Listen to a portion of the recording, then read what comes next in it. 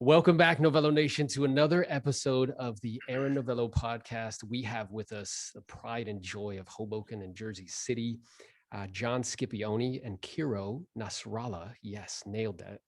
And of Lighthouse Residential, 79 million year to date, close and pending in volume, 170 plus transactions, over $2+ million in GCI. Appreciate you guys taking the time to be with us here today. Thank you for having us. Thanks for having us. Absolutely, man. So first and foremost, I always like to bring people to the platform that I feel could add tremendous value. And I know you guys can definitely do that. And if you could, for the audience, share with them kind of how you got into real estate, because I'm aware you guys weren't always together on a team. Sure. So been licensed 15 years. I've really only been a full-time agent just about 5 years now.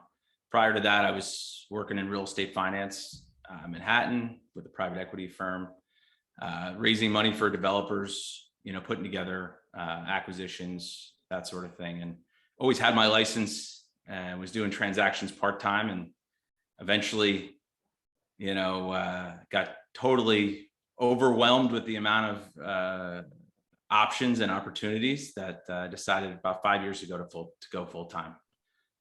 So I had my own brokerage for a number of years, and Kiro and I met just about two and a half years ago. Yeah.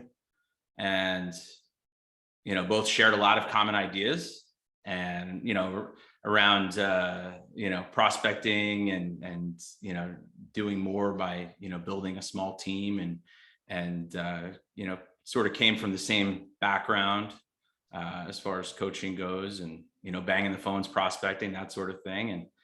And shared a lot of common interests. So it only made sense for us to partner up and figure out a way to do more, and, with the two of us combined. Together. That's awesome. So essentially private equity first, and then transitioned into residential resale brokerage. How about you, Kiro? Yeah. So I was fortunate enough to go to the #1 worst high school in Jersey City, which is the neighborhood I was born and raised in. And they had a co-op program. So at 17 or 18, I was going to school half a day and then working at an accountant's office for the other half. And I was fortunate enough to meet multimillionaires who were, killing it, driving Porsches and nice exotic cars to the office to handle their accounts. And the one common thing they had was all real estate. So, my senior year of high school, I was looking into it like crazy, started day trading, thinking that it would be a good idea to save up money for real estate. Got my license at 18 and was just like, I'm going to buy property now, and didn't realize that property wasn't cheap, or it isn't cheap. It's expensive. So worked into sales and just got into it from there. Skip and I, we clicked right away. When we met, same mindset of kind of trying to grow things, financial freedom kind of aspect of it. And it just worked out naturally.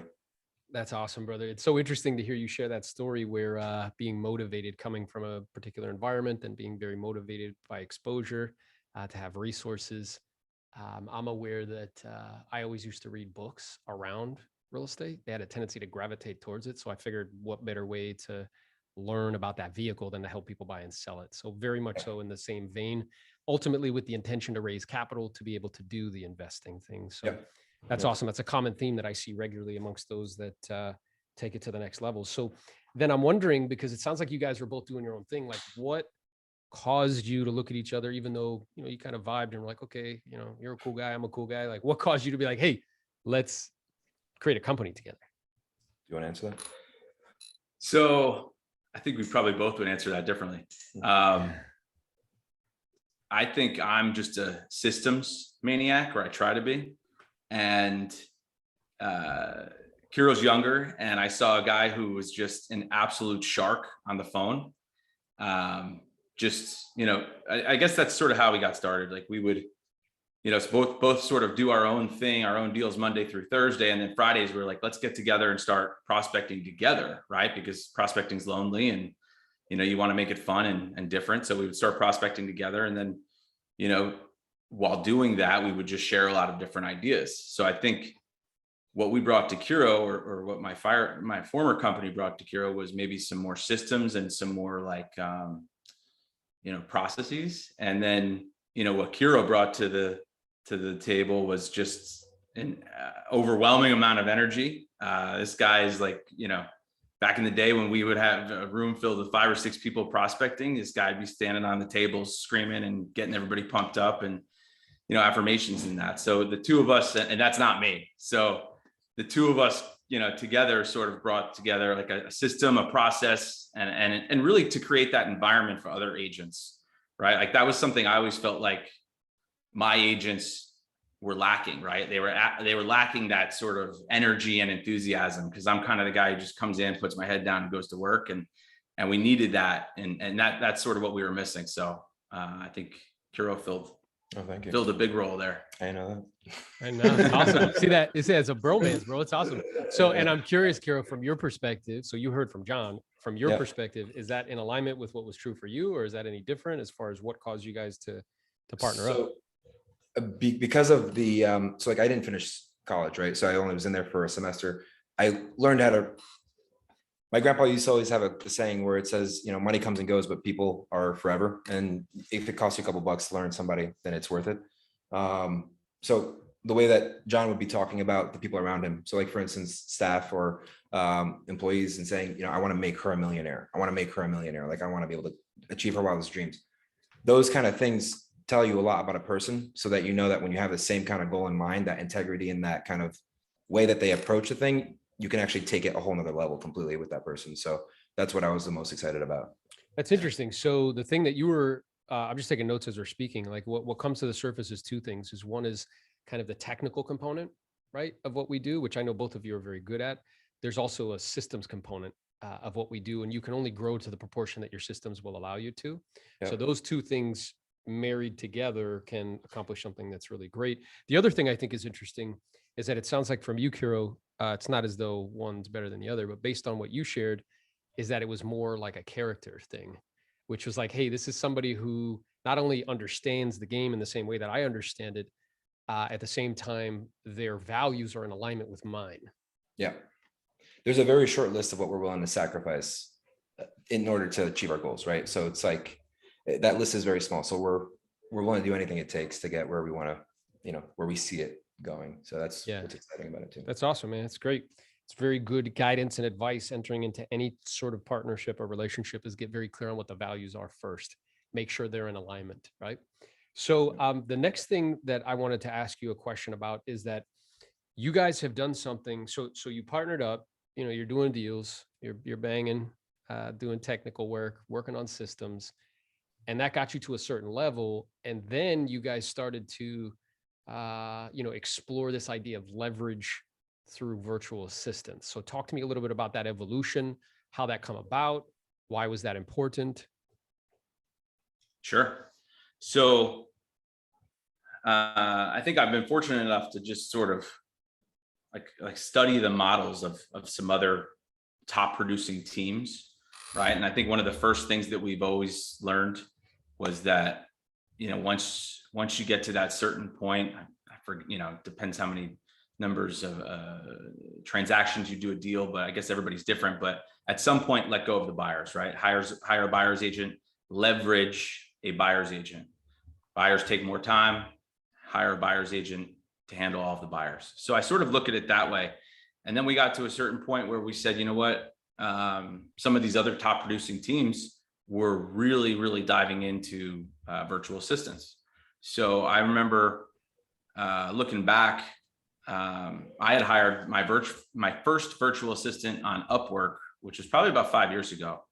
And ironically, that's the same one of our top guy right now. He's been with me for 5 years. So it's what's really cool about it is like, a lot of times people think of it as just, oh, you're hiring somebody and there's no relationship there. It's just, hey, get these things done 1 through 10 and, get back to us when you're done. But this guy I hired 5 years ago, he's been with us for a long time, obviously. And he shows up every day. I think he's taken like 2 sick days, maybe in 5 years.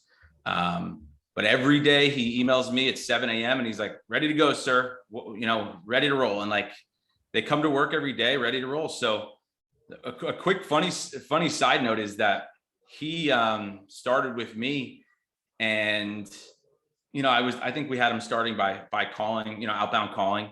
And I actually had to let him go at one point. He was producing a lot of leads and making a lot of dials and making a lot of connections, but I literally couldn't keep up with him. I would come in the morning and he'd be like, "Sir, I made 10 connections yesterday." And I'd be like, "Well, shit, I don't know if I'm supposed to curse," but he'd be like, "Shit, I'm out of people to call. What else can I do?" And I'm like, "Well, I got to do my own stuff. I don't have time to, create a plan for you too." So it got to the point where I was just overwhelmed. And eventually I, became a better manager and learned from the experience and was able to go and bring him on full time again. And from there, we've added about 8 other virtual assistants. Some do calling, some do just, we either say verbal or nonverbal, meaning verbal are obviously speaking with people outside of our office and speaking with our office. And then nonverbal is just like, "Hey, here's an assignment," database driven, data mining driven, that sort of thing. Yeah, I love that. So I'm taking notes here and I heard a few things. Like, one is a mindset shift. So I know in our work together, John, that's something that we work on a regular basis, because no matter where I am on the rung of the ladder of like ascension of what I'm trying to accomplish, the next rung is usually like a mindset shift that needs to happen, a skill that I need to develop, or a character trait I need to develop. Right. Yeah. And one of the kind of initial mindset shifts for you is like, okay, the buyers is not a super leveraged activity. So if I want to get more leveraged, I need to be listing based and outsource buyer sides. Cool. And now the next kind of piece to that is like, oh, well, what if I could create leverage as far as breaking apart what Kiro and John do every day? So meaning I could physically be the one that's banging, and we can do that. I tell people all the time, it's like, look, if you guys are the generals, you're directing, right, what's happening. But if you need me to get in battle, I'm going to hop on a horse with a sword and I can go right into the front. You know what I mean? Like, I can do that. Right. Yeah. But it's just creating leverage for yourself. So that mindset shift. And then the second thing you said, which is interesting, which I want you to expound upon a little bit, is this idea of models.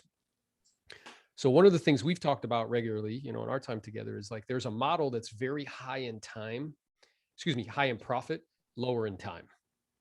Right? Percentage-wise in profit. And then there's another model that's maybe lower percentage-wise in profit, but it's much, much higher in time. So you guys looked around and said, like, wait a minute, if as far as a model is concerned, because it's dependent upon what I want. So what was it that caused you guys to be like, wait a minute, like, this is cool, I want this. So therefore we need to we need to be operating under a different model. Yeah. I guess it happened once. John's very vocal when he's prospecting. So he was once just cursing the storm, like goddamn voicemails and fax machines. And we were just sitting down and we had just finished like hearing a podcast where it was talking about your hourly worth, right? And how you value your time. And, at the end of the day, what you're doing all this for, right? You're trading your time for money. So you better be trading it for something worthwhile, right? Are you getting your money's worth? Yeah, exactly. So it kind of sparked up where just like, John was like, "Oh, I have this guy that's making calls for me and he filters through so I don't have to listen to voicemails." I'm like, "What if we did that with everybody?" And he's just like, "Oh, yeah." We just started cooking. Yeah. Like just like take the average deal, right? In our market, average commission checks $12,000, right? Yeah. Let's just, to use round numbers, let's just say the amount of time you spend on that deal is 12 hours, right? From the prospecting, from finding the lead, prospecting, listing appointment, conversations with the seller, negotiations, let's just say 12 to use round numbers. So you're effectively making $1,000 an hour, which is, a few years ago was an amazing thing to hear, right? It's still amazing actually today. But so we're just saying, wow, if I'm just focusing on the listings, I'm making $1,000 an hour. But how? So then all of a sudden now you second guess everything that you do. If I'm not making $1,000 an hour doing that, I shouldn't be doing it. Yeah. And that comes from like painting your house to, cleaning up your apartment, whatever it is. So we started saying, well, shit, our time is too valuable to be on the phone, listening to busy signals, listening to people cursing you out and saying, "This is not me," or whatever. And we started saying, well, what if there was a way where somebody could sort of scrub the numbers and go through and say which ones are real, right? And that was sort of the initial like aha moment. We're like, yeah. And I don't want people to hear you like, it's not as though like you're better than that, right. As far as like your dollar value, It's just recognizing and beginning to value your time, Yeah. where you realize that your highest and best use is in a different activity because it's a more skilled activity, where Yeah. plowing through and kind of seeing who's real, that's not necessarily a skilled activity. The skilled activity comes in when somebody raises their hand and then Kiro gets on the phone and has a conversation with them, right? Yeah. And that's Yeah. where the skill is implemented. The way I like to describe this to people is like when you go to the doctor's office, there's a value chain. You know, the doctor doesn't greet you at the door, right? Who greets you? Receptionist. What's the first question they ask you, Kiro? Your name? Yep. And then what's the second question? How are you doing? Yep. Yeah, he's a skilled professional. What they're going to ask you is how are you going to pay for this? Yeah, I got it. Immediately. And then you're like, yep, it's cash or it's this. And then what do? They hand you a clipboard. Yeah. What's on the clipboard? Data Questions. points to fill in your information. Yeah. And what are they doing? Pre-qualifying. Where does it hurt? How long does it hurt? How have you have a history of it hurting? Have you changed your diet? Like, have you traveled outside the United States? Like all these questions, right? Then you hand the clipboard back and then you wait. Then do you see the doctor? Nope. You get the physician's assistant. They come back, you pee in a cup, they bang on your knee, right? They ask you, they look at the questions real quick. What brings you in? You answer. They're like, great, the doctor be in a minute. That's a lie. You Yeah. wait another 30 minutes. Then the doctor blows in, grabs a chart, looks at you, says, "What's up, Kiro? How you doing? You're in for it looks like you're not feeling well." He or she touches your throat, that's a bill. They look in your eye, that's a bill. You go, that's a bill. And then they give you a script and they say, "Hey, I want to see you back here in 2 weeks, see how you're doing. Have a nice day." They do that 20 times a day. And those 20 times, those 10 minutes that they're with you in that room, that pays for the rent, pays for all the staff, pays to store all of the files, and it creates a profit. Yeah. So it's just recognizing that there's a value chain in everything that we do. And you guys, that light bulb went off and you're like, wait a minute, we're like, and even though I say this, I whenever my wife hears me saying this, she's like, "Aaron, you're not a doctor." And I'm like, "Babe, I'm a doctor of selling, man. I got a PhD in selling." And right? you think like a doctor. Yeah, right. Right. But I'm thinking like value chain wise. Yeah. So you guys, a light bulb went off. You're like, wait a minute. The analogy is them kind of checking to see who is a real number or not. That's like physician's assistant work. Yeah. Yeah. And then when they raise their hand, then the doctor comes in. Yep, I can help you. Right. And then the next level to that, which we're working on, is, maybe training some people who can also be doctors on your behalf. And then you own the kind of system. Right. So I'm wondering, as far as getting this off the ground. So you shared with me, you started with one and that's expanded to a whole group. So talk me through like the mistakes that you made, because I know that those are super valuable. I know a lot of people like to lead with like, I did this and it's awesome.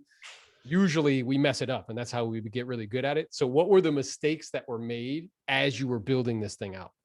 We could do a whole podcast just on mistakes. Yeah, they're too painful to remember sometimes. I would say it's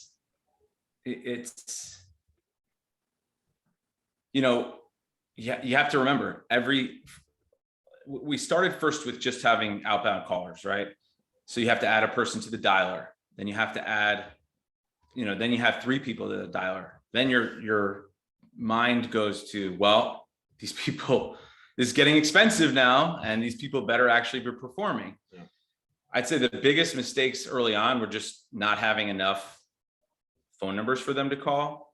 I think we had VAs years ago. So our city that we're in, as you know, is pronounced Hoboken. I remember we were like 6 months into it and we realized they were saying like Hoboken. They're saying the wrong town, like 6 months into it. Yeah. And we're like, oh, wow, but we still got a lot of leads. This is weird. So it must not really matter what specifically you say sometimes, right? Yeah. Sometimes it's more about how you say it. Yeah.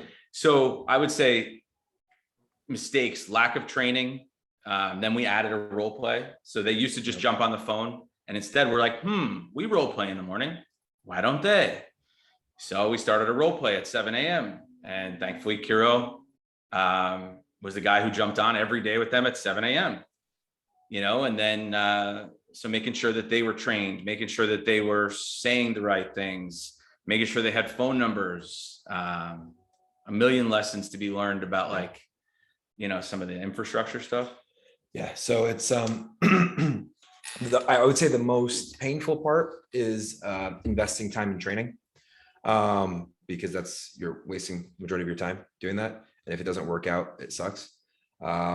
very rarely will you find a VA who is looking for a career versus looking for a check by the end of the weekend, and they'll figure out what's going to happen next. So we've been fortunate enough where we got quality people who, one's 5 years, one's 2 years. A couple more are, almost a year in. But we went through a bunch, and it's just not having minimum standards initially and not being clear on the vision walking into it. At the end of the day, this is supposed to benefit our clients and make their life easier because we connect with them faster, right? We're able to focus more on negotiating their contracts instead of listening to fax machines and voicemails and whatever the case it is. So the more important things are being spent on, time spent on them. So just trying to train everybody and figuring out that, developing a skill level has to be a mutual interest. You can't force somebody to develop a skill level there's no desire to have it. So, we went in as far as trying to go all crazy, teaching them NLP scripts, going through every single, outcome, level shifting, changing every little kind of thing within the confines of what they're legally able to say. So that was definitely a struggle, because if you're thinking about several hundred transactions, you can't do that with several hundred VAs. And if you need to transition a lot of them, sometimes you need to have a scalable approach. And that's what makes it so much easier. I have a bad tendency of complicating the hell out of it because I'm like, no. Like they need to know how to do X, Y, and Z. And John's just like, no, dude, they just need to make a call. I'm like, okay, good, fair enough. Yeah. So I think it's, we got really in depth in saying, oh, these people should call this source and these people should call this source. At the end of the day, what we're doing now is just people having basic conversations. Are you considering a sale of your property? Within the confines of what we're allowed to say and not say. And then if they raise their hand effectively, then they're transferred to a licensed agent. And we take it from there. So we've complicated it, but we've come back to the basics. I love that. So it sounds like I'm just taking notes as you guys were speaking. One thing you said, Kiro, which is interesting, is like there's a difference. I was listening to something by Nick Saban, which whether you like him or hate him, he's one of the best coaches like on planet Earth ever. And he said something, there's a difference between spending time and investing time. That's super interesting. And when I said that to both of you, I can see you, which is cool because I can see you guys both nodding your head, is that investing time is totally different than just spending time. So what you were doing with these VAs on those role play calls is you're investing in them. You're investing time, energy, effort, resources. And what you're doing is you're attempting to, like, if our bodies are the hardware, our brains are the software. So what you're trying to do is download. Unfortunately, we don't have a chip now, like in the Matrix, where I could just click it in and I could put it into your head and you're like, I know Kung Fu. Like, nope, that's not how it works. Yes. Like I have to download it to you. And that downloading process currently is very, very slow. Like who knows in the future, maybe we'll be able to like touch heads and like, boop, like it'll just pop in there. Yeah. But right now, that's what you're doing by investing time. You're trying to download your software to them, right?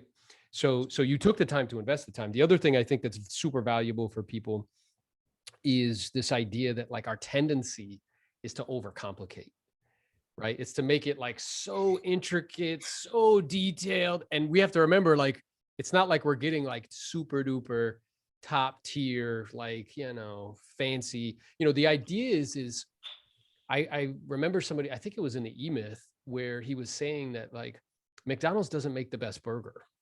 Yeah. They don't. Like we could both name burgers in your neck of the woods, my neck of the woods, that are just way better. What they've done though is they've created a system and made it so systematized that you can hire minimum wage people and you get the same result every single time. Yeah. Right. So it's more about like creating that system that produces the outcome. So instead of like overcomplicating it. And then the third thing I wrote down is that it was just like, it's kind of a dichotomy. So even though we tried to make it complicated, but we just did it. And then we didn't have like an onboarding process. We didn't have the training process. Like we didn't have things set up. So that leads me to my next question. If you guys were going to make a blueprint, so if somebody came to you like, hey, you guys have this team of VAs, I think it's awesome. It's great. If there was a blueprint or a map from somebody doing this from scratch, what would you propose or suggest? Like 5 steps. So one thing I'll throw out there just to touch upon, and this is part of the blueprint, the spending time versus investing time. And I just remembered what we try to do is hire a few VAs at the same time, or bring them on as like a training class, right? Or a pledge class, right? not that we're hazing them, but it's an initiation, right? So if we're going to invest time, we should be investing time with 5 candidates at the same time, right? Because what happens is so many times people have been, oh my God, this is great. I'm so excited to work with you guys. Thank you for giving me the opportunity. Next day, gone. You're like, what happened? So like, as Kiro said, you invest a lot of time and then sometimes people don't ever come back. So some blueprint ideas. If you're going to invest the time, I would try to find a few candidates to invest it with simultaneously. Yep. So that, you know, it's a numbers game like anything else. If it doesn't work out with 1 or 2 of them, at least it's worked out with, you know, the balance. Yeah. The one thing I'll say is this, you'll have it set up when you have it planned first. You can't just run into it. One thing that came out vividly clear. So I think the one benefit for John and I is I'm so focused on the vision that's there, but when we put it on paper and then it's like kind of interacted, then it's like, oh, it becomes very clear. Create your org chart. And then when you create your org chart, start from the top bottom, don't work your way from the bottom up, because then you're just gonna be miserable. For example, you can't hire a VA, just somebody making calls, and then now start looking for somebody to manage them, and then start looking for somebody who's calling them. You need to start with the up and have them hire everybody else. You need to have that person find the resources that you need, because that person becomes irreplaceable, right? But then if you start from the bottom up, you're starting with people who could be replaceable, and you're investing that time when you could invest it in a higher worth position first. That would be key. And second of all, the track your numbers. I unfortunately tracked the numbers way too late. John was hounding on me, and I was just like, nah, I already know my numbers. It's in my head. It's mental math. Track the numbers. And then when we had everything in black and white, you could indicate where all the problems are with the system. So you know that their dialers are incorrect and they're being marked as spam likely because everything keeps upgrading. You know that the lists that they're calling are garbage and that the sources need to change. You know that this VA is probably sending over crap, and then, you know, you need to get rid of that person. And it helps you recognize the people who deserve the recognition for it. You know, we always knew the ROI was great, right? Like we were investing this time with the VAs, training them, teaching them, having them do things. Yeah. But we didn't know the exact numbers. We knew what it could be, but recently we just sort of made, you know, we hired a VA manager who sort of makes sure that they show up, make sure that they work a full day, make sure that they're actually working on what they're supposed to. We're slowly getting into Angel's model of quality insurance, making sure they're saying what they're supposed to say, screening their calls. But now we have a very good understanding of who's performing and who's not, and you know what each seat on the team costs. And if you know, if they're not adding value, then you know we have to have a conversation with them. Yeah, Love that. So Go ahead. Go ahead. Well, I wrote down a few things, right? One is multiple candidates. So if I'm going to be investing the time, I have to be investing it in multiple people just to see what shakes out. 2, Kiro, I think that's awesome, which is that you actually start from the top down, not the bottom up, which is what most people do, right? In anything, they hire the lowest because they're being, in Spanish, it's tacaño, they're being cheap. So they want to hire the least amount of people, like the least expensive people first, and then try to fill that up versus doing the opposite, which actually is much more efficient in the long run. yeah, And track the numbers so you know everything that's going on, right? And then accountability in the form of a manager or in the form of technology that helps you to hold people accountable. So what's really interesting, what as you're talking to me, like what comes up for me is what you guys are doing is you're building like a virtual call center. It's essentially what we're doing. And what I'm aware of is that by itself can be white labeled. So what I mean by that is you can do that and it serves your business, but then you can also, because you know how to do it, or you grow it big enough, it can start to serve other people's businesses. There's other people that I know who have done that, but they did it in the physical world, right? Where they have a physical call center, and they built it to such a degree that it served their business, but then they started to allow other people to have access to it for a fee. Yep. You can do that, which is interesting, is this idea of doing it virtually. Yeah, which is super cool. So then I guess I'm curious, like, what's the vision of this? So like 2 years from now, 3 years from now, where do you see this? So you're at 8 now, like, is your intention to go to 16, to go to 20? Like, what's the goal and objective here? It's interesting because the market's changing so much, and you know, I guess Lighthouse started for the simple fact that we believe that the brokerage model is dead in a way. And right now, the only person when all these competing companies come up that loses is really the end user, the client, right? They're the ones that suffer. So it's a company that doesn't train well or whatever the case it is. So when we have this kind of machine, it's like an asset that if the growth of it really is dependent on how much we want to press the gas, right? Because we're setting it up in a way where it can grow as a cancer on its own and we don't have to do anything. But then it just really depends on how much we want to push onto it. I think that with the way that we have it set up, the idea is to get it to 10 callers and that will be team one. And once it's team one, we need to make sure that the whole infrastructure inside of the team is able to support that so that, customer quality, customer service doesn't decrease, and then kind of grow with that and just double up as much as possible. And if anything happens in the real estate market, it can turn into just, resale, purchasing, flip, or wholesale, whatever the case it could be. So Yeah. we're not limited by the market. So That makes sense. The other thing I'm learning too is, I've been using Upwork as I've said, like about last 5 years, and there's plenty of other freelance sites, but now it's just got me thinking that anytime I want to do something, rather than me having to learn how to do it, I can just go on there and at a reasonable price. It sounds like I'm doing a commercial for them, but it's like for instance, See my affiliate link. See link below. Yeah. We've been using Follow Up Boss for 2 years, 3 years. I still don't think we use it the most effectively and efficiently way possible. So I literally just went on there over the weekend and posted an ad. It was like, I want somebody to build out our Follow Up Boss action plans the right way, or add more, or have certain ones for leads, and I had 8 inquiries, and people willing to build out our action plans for between $5 and $10 an hour. Yeah. Now, here's my question to you: is what would stop people from doing that? What would stop other agents? Yeah. Thinking that it's going to be a waste of time, thinking people are going to steal their business model. Yes.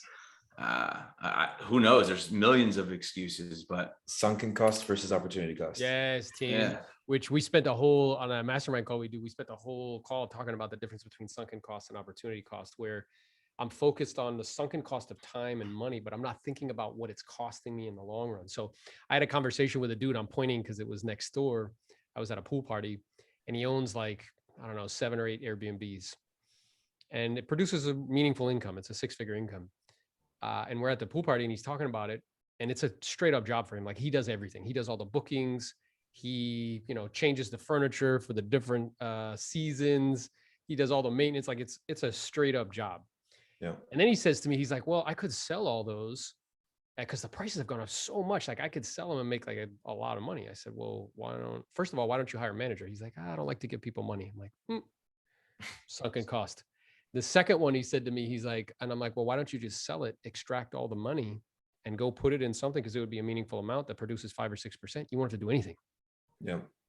You know what he said to me? He was like, well, again, I don't know what I would do with my time. I'm like, dude, what you're doing is you're not valuing your time. Right? Yeah. You're so focused, you're overvaluing the money that you get and you're not valuing your time and your freedom on the other end. Right. So to your point, John, the shift that needs to happen is not thinking like a technician. Yeah. And thinking like a technician is what does Kiro and John need to do? Instead is, what do I need to build and how can I create SOPs so somebody else does it? Yep. And then I can plug somebody in, right? Who at a reasonable amount, who can do that for me. And then that frees me up, creates more opportunity, right? Yeah, absolutely. That's awesome. So then any kind of last tips or suggestions about somebody who's interested in pursuing, a team of VAs? So,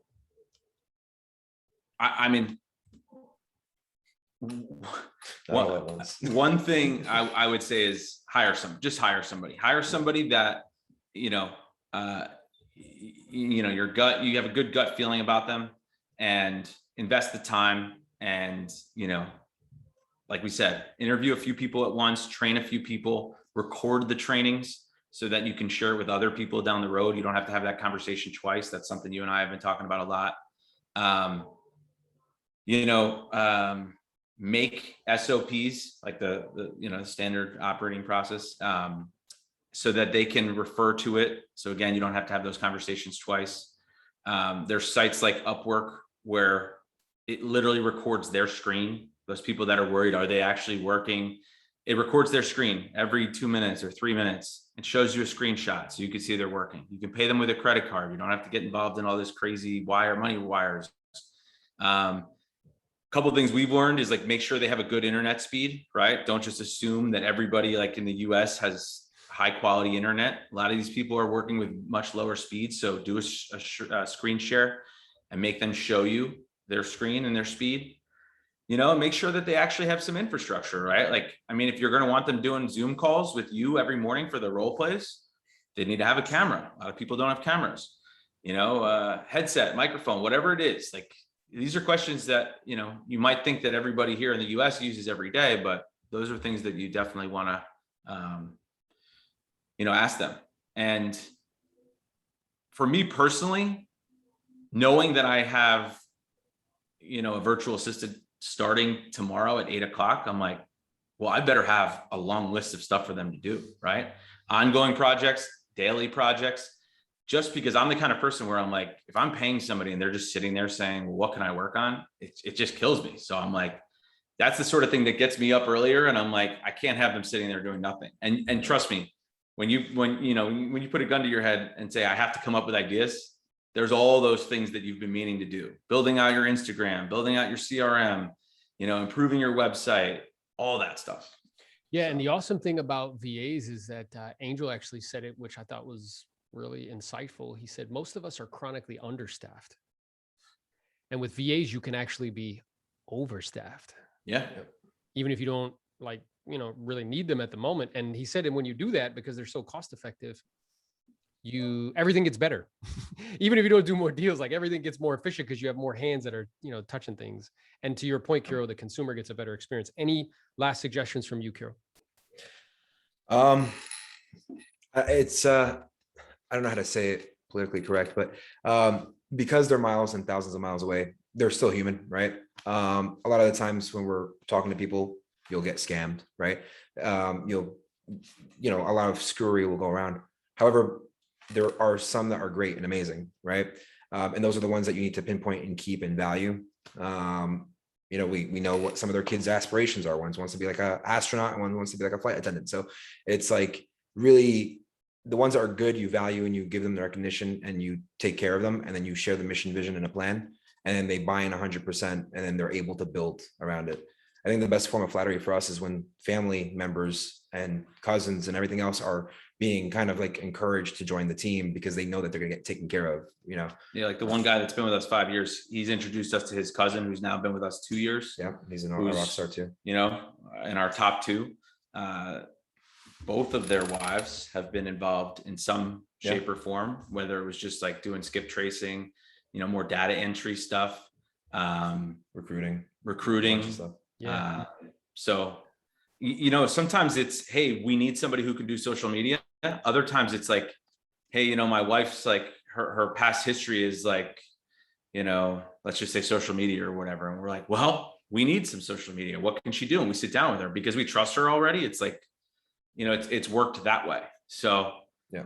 I think a lot of them realize, we're trying to align our goals with theirs, and we will gladly pay them more money, whether it's through a bonus because they've introduced us to a seller or they've uncovered a lead. So they're paid in direct correlation to the value that they bring, right? So the overall picture is if you can help us get from here to here, we're happy to pay you in a bonus, or we're happy to, increase your hourly rate if it's justified, right? So, and that's the reason really why we all became agents, right? Because we were sick of working for somebody where you're busting your ass more and more hours a day and you didn't see any more upside. These guys, we've said, hey, listen, it's full disclosure, we're all leveraging each other, right? We're leveraging you guys to help us, And at some point, if you can improve, you could be the VA manager, and then you could have some other virtual assistants under you, and then you'll leverage other people, right? So it's all about how can we work and do this together and work towards a common goal. Yeah, I love that, bro, because it's like ultimately, like, as I grow more, I can give more. And my universe has to be big enough in which people that are within it, they can ascend. The people that are talented, they can ascend within my universe. Otherwise, what will happen is they'll leave. Yeah. So it's really awesome to hear that you guys like have a heart of that. I can't wait to see when you guys go take a trip and hang out with them over there. You know what I mean? And have dinner with them and be like, hey, it'll be the team meeting, but just live. So if people want to connect with you guys, if they want to find you, if they want to send you referrals, how can they reach you? lighthouseresidential.com, or 201-500. What's the last 4 digits of our number? Well, that's the office line. Give yourself. Oh, 201-312-7708. 201-312-7708. Call me. There you go. Hey, Annie gave you the radio voice for that. So listen, gentlemen, I appreciate you taking the time. I know I've enjoyed myself. Hopefully you have. I feel like the audience is going to get tremendous value. If you've liked this episode, if you've enjoyed it, smash that like button, hit the subscribe button, and look forward to reconnecting with you guys soon. Okay. Awesome. Thanks for having us. Thanks, Aaron. My pleasure. Talk to you soon. Talk to you.